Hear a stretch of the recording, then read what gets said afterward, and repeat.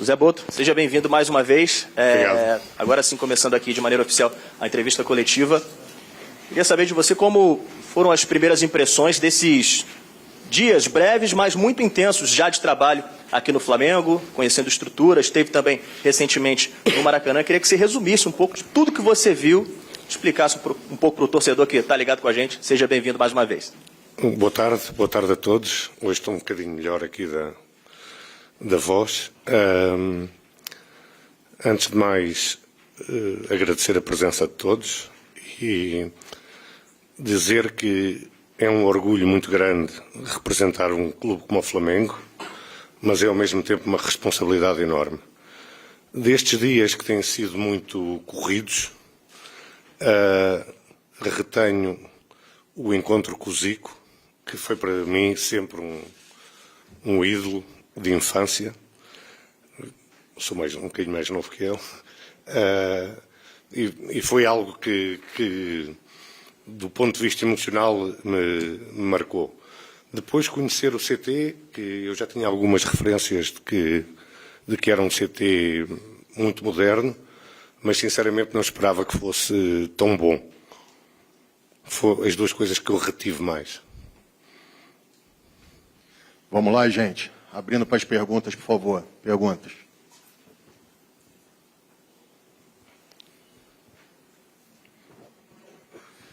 Oi, aqui Fábio Jupa, da TV Globo, Sport TV. Muito boa tarde, seja bem-vindo. Gostaria de saber, o senhor já conversou, claro, com o presidente Luiz Eduardo Batista, né? O senhor esteve com o Filipe Luiz, o treinador lá em Portugal, antes de vir para o Brasil, já teve as suas primeiras impressões aqui, viu o CT. Eu queria saber qual é a prioridade do senhor, qual vai ser o primeiro ponto a ser atacado do seu trabalho, o que o senhor vai ser contratação, reformulação de elenco, o que o senhor pretende como primeiro ato assim, da sua gestão? Eu tenho que ser responsável e não posso chegar aqui e não conhecer as pessoas, não conhecer o ambiente e começar a querer fazer as coisas à minha maneira. A primeira coisa que vou fazer é conhecer todas as pessoas da estrutura do futebol, perceber quem se adapta à forma como nós queremos trabalhar e, ao mesmo tempo, como é óbvio porque é o mais importante, cuidarmos da equipa profissional. Próxima. Quem vai? Isto é água, posso beber? Boto, boa tarde. Monique Danello, da TNT Esporte, seja bem-vindo. Obrigado. A gente sabe que é uma fase de transição, né, mudança de diretoria, de presidência, e que as coisas seguem acontecendo no clube, como, por exemplo, o fim de contrato de alguns jogadores e todos esses detalhes que vocês têm aí para cuidar nos próximos dias. E um desses jogadores foi o Davi Luiz, ele se despediu do Flamengo, né? E ele, no mesmo dia lá em que você esteve no Maracanã, deu uma declaração muito marcante, dizendo que ficou sabendo que ele não estava nos planos pelo Instagram e que ele não recebeu nenhuma ligação. Eu não sei se vocês chegaram já a tratar disso, porque era o momento em que você estava sendo contratado, mas como vocês estão olhando, né, para esses casos de jogadores que estão em fim de contrato, especificamente falando dessa despedida aí do Davi? Obrigada. O David é alguém por onde passou, e passou para o Benfica, na altura que eu lá estava, que sempre colheu o agrado da torcida, das pessoas que trabalhavam com ele, um respeito enorme pela carreira dele, mas o que se passou foi algo profissional. Eu, quando quero contratar um jogador, não falo direto com o jogador. Até porque os agentes normalmente ficam, como é que vocês dizem? Puto. Ficam putos quando nós fazemos isso. E o que se passou com o David foi, até porque eu tenho relação, conheço as pessoas que lidam com o David há muitos anos, desde o tempo do Benfica. As pessoas, ainda eu estava na Croácia, pediram-me, assim que eu tivesse uma definição sobre aquilo que ia acontecer ao David, que lhes comunicasse. Assim que eu reuni com o Filipe Luiz, foi comunicado pela manhã muito cedo aqui no Brasil, às pessoas competentes e foi isso que se passou. Desejo a maior sorte do mundo ao David. É um excelente atleta e sei que é um excelente ser humano. Inclusive recebi aqui uma mensagem do agente dele desejando sorte por parte do David e é um assunto encerrado. Desejo a maior sorte do mundo ao David e que seja muito feliz, como sempre foi em todos os sítios onde passou. Próxima. Oi, Boto. Boa tarde, Roberta Barroso, da ESPN. Você falou que chegou, que ainda precisa conhecer, né? Muita coisa por aqui, mas você já vem conversando com o Felipe Luiz. Vocês pensam em até quantos reforços para essa próxima temporada? E eu gostaria de saber se uma das prioridades é um substituto para o Gabigol. Obrigada. A partir do dia 18 de dezembro, em que o BAP anunciou que eu seria o diretor de futebol do Flamengo, converso todos os dias com o Filipe. Tivemos a oportunidade, porque estávamos perto, ele na Corunha, eu no norte de Portugal, de nos encontrarmos pessoalmente, porque é sempre melhor. Temos bem claro a primeira coisa, e que fique isto bem ciente, é que o elenco tem uma qualidade enorme. Sabemos que temos que fazer alguns ajustes e esses ajustes vão ser feitos com tempo, no tempo que nós queremos e não para agradar à torcida, a vocês, imprensa, que gostam dessas coisas, mas aquilo que nós achamos que deve ser o ideal para o Flamengo que queremos. Porque nós queremos a torcida contente em dezembro, feliz em dezembro e não em janeiro. Boto. Aqui, Thiago Lima do GE, seja bem-vindo. Eu queria te perguntar a respeito de um atacante que o Flamengo está de olho, que é o Lassina Traoré, do Shakhtar. Se você pudesse explicar como é que está essa negociação em relação a esse jogador e se o torcedor pode esperar um perfil de contratação nesse estilo. Até que foi muito, você teve marcante isso na passagem pelo Benfica, pelo Shakhtar, porque nos últimos anos o Flamengo sempre tem feito contratações muito grandes em termos de nome e de dinheiro. Se ele também pode esperar um perfil, esse perfil vai mudar com você no comando. Obrigado. A primeira parte da questão, que é o Lassina Traoré. O Lassina Traoré é um jogador que eu conheço muito bem, porque quando estava no Shakhtar comprámo-lo ao Ajax. Na altura, com 18 anos, ainda pagámos 10 milhões de euros. É um jogador que nós pensamos, mas que está em análise, como muitos outros estão, porque a posição de atacante, e voltando à questão dela há pouco, que eu não respondi diretamente, é realmente a mais prioritária, mas nós não queremos falhar. E como não queremos falhar, queremos exatamente encontrar o perfil que interessa ao nosso treinador e ao Flamengo, como é óbvio. Esse perfil pode ser um nome mais sonante, mas pode ser também um nome menos sonante, porque normalmente os nomes sonantes é para agradar a torcida. Nós queremos alguém que tenha rendimento.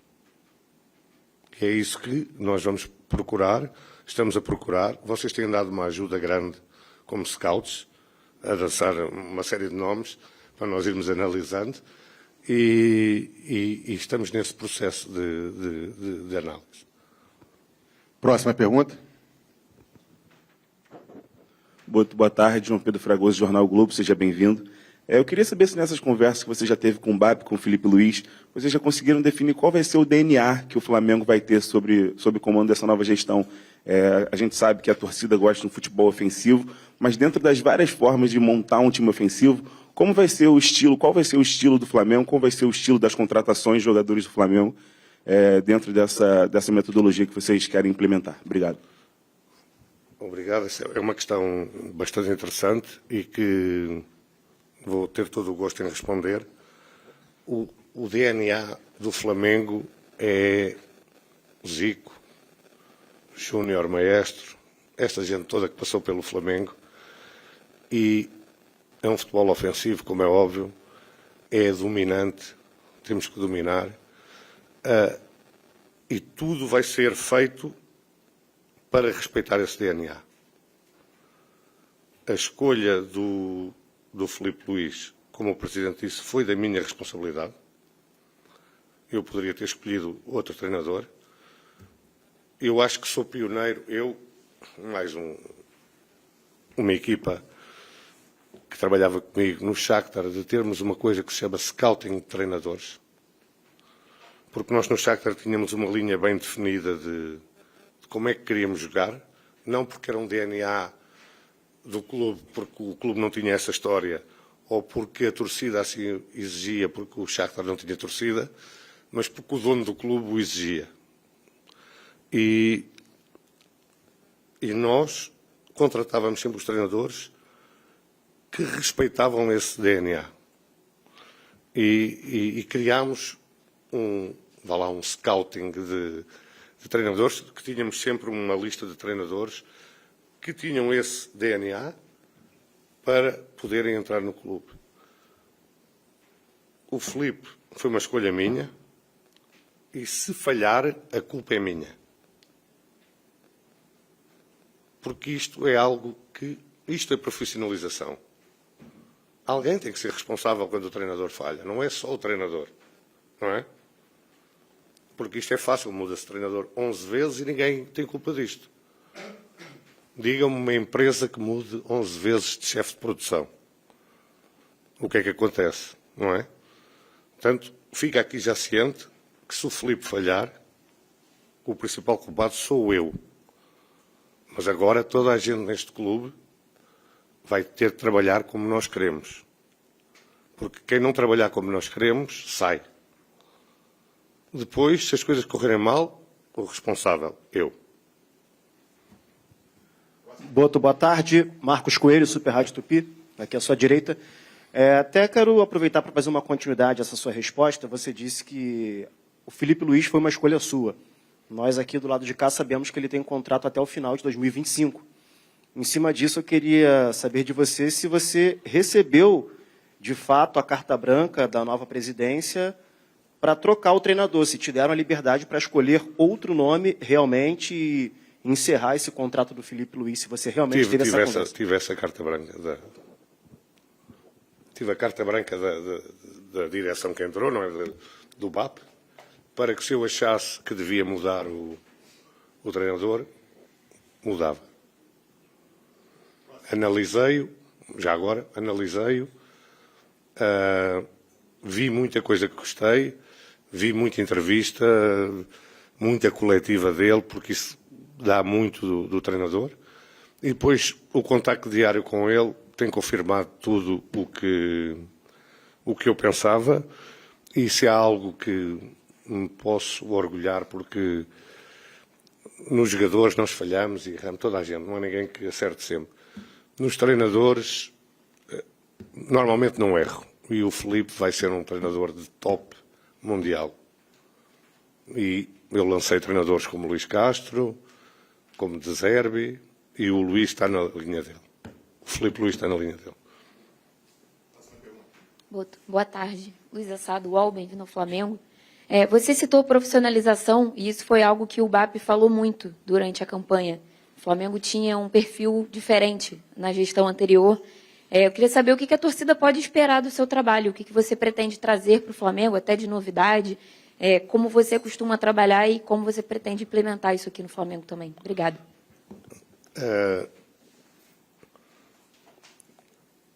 O profissionalismo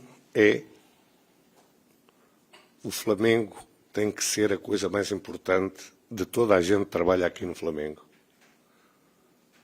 Mais importante que a família, mais importante que tudo. Isto é profissionalismo. Nós temos que dar o máximo. Porque existem 50 milhões de pessoas lá fora que fazem muitos sacrifícios para acompanhar o Flamengo, e nós é um privilégio, tem que ser um privilégio para toda a gente, e toda a gente começa por mim e acaba na pessoa da rouparia, na cozinheira, em toda a gente, tem que perceber a responsabilidade que tem e que isto é a coisa mais importante da vida deles. Isto é que é profissionalismo. E é isto que os torcedores podem esperar, é cobrança, primeiro a mim, à comissão técnica, aos jogadores e a toda a gente que tem que trabalhar a 100% para que tudo corra bem. Isto é profissionalismo. Não sei se respondi, mas... Boto, Raiza Simplício da Gol Brasil aqui, seja bem-vindo. Você falou sobre ter essa possibilidade de escolher o Filipe Luís, e você escolheu o Filipe Luís. Eu queria saber de você por quê. O que você viu no Filipe Luís que encaixou com o teu pensamento, que encaixou com o que você pensa para o Flamengo, por que dessa decisão? E teu contrato, só para tirar uma dúvida, é até dezembro de 2025 ou são 3 anos? São 2 anos. Eu acho que vi os jogos do Flamengo desde que o Filipe pegou, todos 2 vezes. Uma na perspectiva de analisar o elenco, outra na perspectiva de analisar o trabalho do Filipe. E para nós que somos experientes, por isso é que quem escolhe os treinadores deve ser alguém que tem essa capacidade, não é? Consegues perceber algumas nuances táticas no jogo do Filipe que me agradaram muito. Se calhar isto não é tão visível ao olho normal, mas ao olho mais clínico, agradou-me muito. Depois agradou-me muito a forma como ele comunica. Uma forma humilde, mas assertiva, de saber aquilo que quer. E depois, quando comecei a ter contacto com ele, percebi a ambição dele, a vontade de aprender, a vontade de evoluir todos os dias, porque no futebol, como na vida, mas pronto, eu só falo de futebol, o resto não percebo, quando nós achamos que sabemos tudo, é o primeiro passo para estarmos mortos. Acho que respondi à tua pergunta. Zé Boto, aqui. Isaac Andrade, do Flavoz. Eu queria continuar no tema de DNA. Você mencionou grandes craques do Flamengo, né, e uma das coisas que o próprio Filipe Luís repetiu foi que nesse DNA consta a frase vencer, vencer, vencer. Então o Flamengo é um time que propõe jogo, que vai para cima. E essa questão do DNA, ela apareceu muito forte para a torcida com a chegada do Jorge Jesus em 2019, aonde deu um match entre toda a direção técnica e toda aquela proposta que Jorge e sua equipe técnica trouxeram também. Isso é muito importante. Mas quando a gente fala de DNA, a gente fala do futebol como um todo. Como é que se aplica essa questão do profissionalismo, da aplicação do DNA que você mencionou, não só ao time principal, mas às equipes de base e principalmente ao futebol feminino também? Hoje, assim como o Davi Luiz fez, a atleta Crivellari, na sua rede social, falou que encerra o contrato com o Flamengo sem nem sequer ser procurada. Como é que seria esse profissionalismo com o DNA do Flamengo para todo o staff do futebol? O futebol feminino não é a minha área.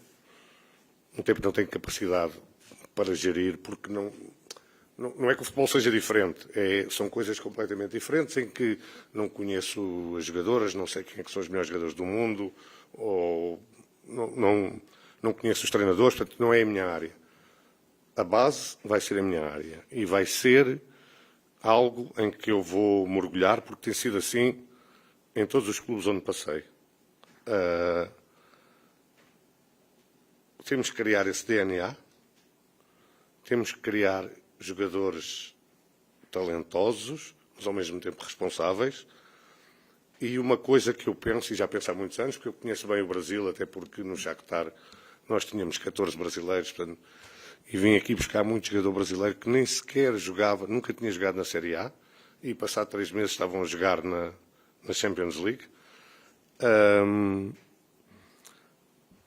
Eu tenho uma ideia, e há pouco ela perguntou-me sobre a Europa, ou sobre o que as novidades que podiam trazer. Eu tenho uma ideia que aqui no Brasil se foi buscar muita coisa má que se faz na Europa. E na Europa nós viemos aqui buscar coisas boas que vocês faziam. Na base. Estou a falar na base. No futebol profissional, a chegada de técnicos estrangeiros, nomeadamente portugueses, mas podiam ser de outra nacionalidade, acho que deu um bocadinho mais de rigor tático ao jogo, mas replicar isto na base é um erro tremendo. Vocês, porra, são o maior produtor de jogadores de todos os tempos. O Romário, o Ronaldinho, o Zico... Não parava aqui, não é? E parece que querem fazer jogadores como na Europa. E isto é um erro. Eu acho que há que voltar um pouco atrás àquilo que foram as raízes e os fundamentos do futebol brasileiro, dar essa liberdade aos jovens atletas de errarem, de experimentarem, de não estarem agarrados a sistemas táticos e a coisas assim, porque depois, a partir de uma certa altura, vão ter tempo para isso. Agora, é fundamental, na minha ótica, que se mude a forma como se forma jogadores no Brasil. Vocês estavam bem, foram copiar a Europa e, neste momento, estão mal. Não produzem tanto talento como há 10 anos, 15, 20, 30. E isso é algo que eu acho que vamos ter que mudar aqui. Isto é o país do futebol, vocês faziam bem, vamos ter que continuar a fazer como faziam antes. José Boto, aqui à frente, Renan Moura da Rádio Globo, bem-vindo ao Brasil. Até pegando esse gancho que você acaba de falar sobre base, queria saber como é que vai ser esse trabalho justamente com a base do Flamengo. Tem até o slogan "Craque Flamengo faz em casa".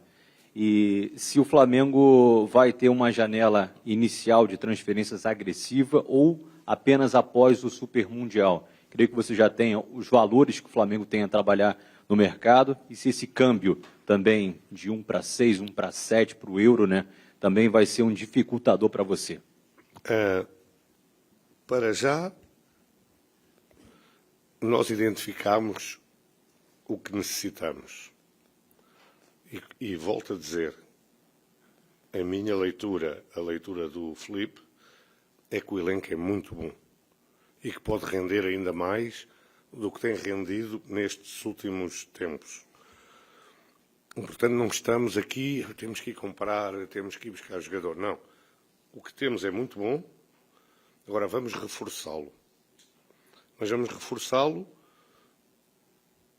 tentando minimizar o erro. Não é? Este jogador porque vai para o Corinthians, ou o outro porque vai... Não. Vamos buscar o que queremos e quando tivermos a certeza que é isto que queremos. Já conversei com o Presidente em relação às verbas que temos para gastar. Posso-vos dizer, não vou aqui divulgar, como é óbvio, não é? E isto é uma parte da profissionalização também, é não discutirmos publicamente os assuntos internos. Mas é suficiente para os reforços que queremos, para aquilo que achamos necessário para que o elenco seja ainda melhor. Gente, só falar uma coisa, nós temos mais 5 minutos de coletivo, tá? Não vai dar para atender todo mundo, então vamos seguir para quem me pediu ali. Vai, Castanha. Boa tarde, Boto. Seja bem-vindo ao Flamengo. Bruno Castanha. Eu queria que você falasse um pouquinho como vai ser a sua estrutura no futebol, com profissionais que vão chegar com você, e se você pretende também no Flamengo montar, como fez no Shakhtar, um gabinete de apoio para esses investimentos, contratações que são feitas. Se sim, queria que você explicasse um pouquinho para a gente como isso vai funcionar. Obrigado. Como é óbvio, vou trazer uma ou duas pessoas da minha confiança, e não vou divulgar os nomes, porque ainda nem sequer discutimos contratos, nada. Pessoas que vão agregar conhecimento em várias áreas. E é verdade aquilo que você disse.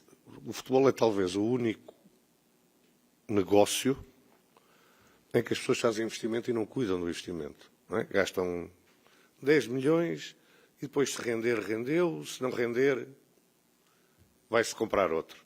Não? Nós temos que cuidar, temos que perceber porque é que o jogador não está a render. Do ponto de vista médico, do ponto de vista emocional, do ponto de vista... N fatores que fazem com que os jogadores não... Quantos jogadores vocês conhecem que não rendem num sítio e depois têm um rendimento absurdo noutro? Eu estava no Benfica, foi o meu último ano de Benfica, quando o Gabigol foi para o Benfica. O rendimento do Gabigol no Benfica foi quase zero. Depois virou um ídolo aqui. A preocupação de nós percebermos o que é que tínhamos que fazer para ajudar o Gabigol a crescer como jogador e a dar o rendimento que o investimento, no caso dele até nem foi grande, mas porque foi um empréstimo, necessita, porque tu estás a investir dinheiro, isso tem que ser feito. Porque nós temos que perceber porque é que o jogador não está a render. E há profissionais competentes para ajudar nisso. E isso é algo que nós vamos tentar montar aqui também. Jonas Stelman, do canal Gol TV aqui. Uma boa tarde, seja muito bem-vindo ao Rio de Janeiro. Eu vou te perguntar sobre uma situação um pouco delicada, que ao longo dos últimos anos, né, a torcida do Flamengo ficou muito incomodada com a falta de blindagem e também com o vazamento de algumas informações internas de escalações que aconteciam aí no Flamengo com horas, dias antes da partida acontecer. Eu quero saber como é que você pensa nisso, se você já passou por isso em algum clube e como que você planeja blindar esse elenco aí do Flamengo para as competições grandiosas que tem para disputar na temporada de 2025. Uma das coisas que eu discuti com o BAP é fechar aqui o CT. Acabou a visita aqui ao CT de gente que não tem nada a ver com o trabalho diário. Não interessa quem é, não entram aqui. Eu sei que as pessoas gostam de ver, eu tive com o jogador tal, não. Isso vai acabar. As viagens também vai acabar, ir no mesmo avião, estar no mesmo hotel, pessoas que nada têm a ver com o futebol. E isto são medidas, foram talvez as primeiras medidas que eu tomei. Já. As outras têm que analisar. Agora, estas já foram tomadas. Aqui só entra quem tem a ver com o futebol. Depois, se começar a vazar coisas só com as pessoas que estão aqui no futebol, aí vamos averiguar. Boa tarde. Igor Dorileu, da Band. Nas últimas temporadas, o Flamengo muitas vezes priorizou as Copas, a Copa do Brasil, a Copa Libertadores, e acabou deixando de lado, em alguns momentos, o Campeonato Brasileiro. O BAP, quando eleito, falou que a prioridade do Flamengo vai ser o Campeonato Brasileiro, vai voltar a ser o Campeonato Brasileiro. Eu queria saber, com essa sua mentalidade de alguém que vem de outra cultura, outro continente, o que você pensa sobre essa prioridade do Campeonato Brasileiro. Obrigado. Dos sítios onde eu venho, o campeonato é a coisa mais importante. Mais importante que a Copa, talvez a Champions League seja o mesmo nível. Agora, nós no Flamengo temos que pensar que entramos em tudo para ganhar. E temos que arranjar uma forma, porque é algo que a mim, e talvez eu tenha que aprender essa parte também da cultura aqui. Não, nós temos que ter um elenco e uma mentalidade que é vamos para ganhar tudo. Se por um motivo qualquer temos que priorizar algo, vai ser sempre o campeonato.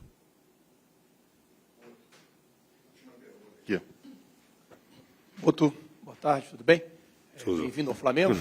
Boto, o Flamengo inicia o ano agora de 2025 com 5 jogadores em final de contrato. E 2 situações assim, que tem falado muito na torcida, do Eric Pulgar e do Cleiton. Na semana passada chegou a sair que o Benfica estaria interessado no jogador e que você já estava trabalhando na renovação de contrato dele. Queria que você confirmasse ou não confirmasse essa situação e falasse se você pretende já nesse início de trabalho rever esses contratos e renovar. Queria que você falasse sobre. Portanto, esses jogadores têm contrato com o Flamengo. Tu, quando assinas um contrato com a tua entidade, como é que se diz, empregadora, tens que cumprir e respeitar esse contrato, não é? Nós vamos analisar com calma, perceber se vale a pena, da nossa parte Flamengo, renovar esses contratos, se os jogadores têm essa visão de renovar o contrato ou não, mas eu tenho uma visão muito pragmática da coisa. O jogador assina o contrato, se o treinador quiser usar, não é porque está a 6 meses de finalizar o contrato que não vai jogar. O treinador precisa, joga. O jogador é profissional, tem que ser profissional, e nós, como entidade que paga o jogador, temos que exigir do jogador esse profissionalismo. Se vamos renovar todos, se vamos renovar só um, se vai ser o Cleiton ou não, é uma questão que nós temos que analisar ainda. Cheguei há 2 dias, ainda não parei, quase que não parei para trabalhar, só coisas que a Flá TV, com isto, com aquilo. Espero que agora, a partir de hoje, tenha um bocadinho mais de paz para me poder começar a trabalhar com mais horas de trabalho. Muito obrigado, gente. Obrigado, José Boto. Tá.